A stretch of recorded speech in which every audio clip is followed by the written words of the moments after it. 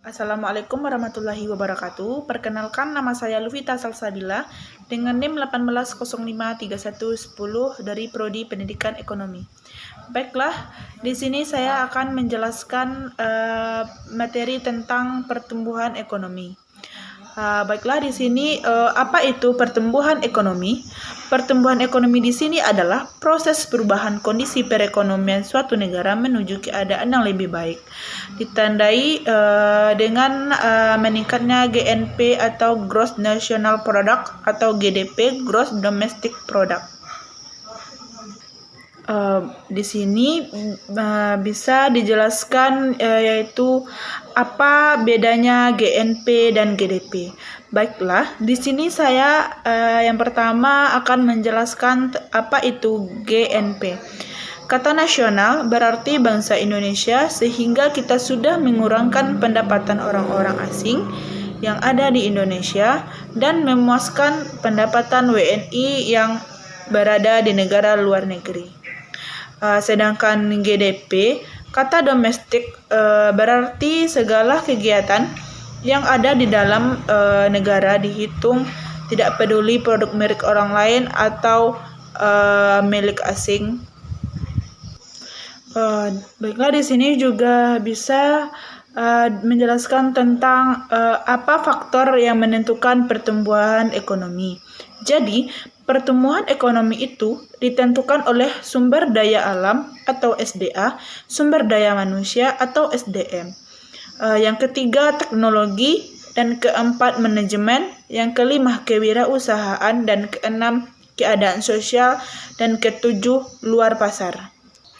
Di sini juga bisa dijelaskan bagaimana cara mengukur pertumbuhan ekonomi. Baiklah, di sini. Jadi, pertumbuhan ekonomi ini dapat diukur menggunakan rumus PDBT dikurang PDBT dikurang 1 dibagi PDBT dikurang 1 dikali 100%. Maksudnya PDBT sama dengan PDB tahun T, PDBT dikurang 1 artinya produk domestik bruto tahun selamanya. Tahun T, tahun sekarang atau tahun yang akan dicari nilainya berdasarkan harga konstan. Bagaimana ya teori pertumbuhan ekonomi itu? Teori pertumbuhan ekonomi ada 4, yaitu teori pertumbuhan ekonomi yaitu aliran mekanisme, aliran klasik, aliran neoklasik, dan aliran historis. Di sini aliran mekanisme yaitu pertumbuhan ekonomi ditentukan oleh peningkatan perdagangan internasional, dan sedangkan aliran klasik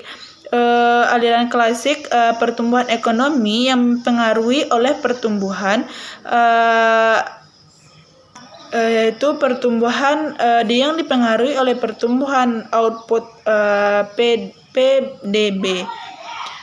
Yang ketiga, aliran neoklasik.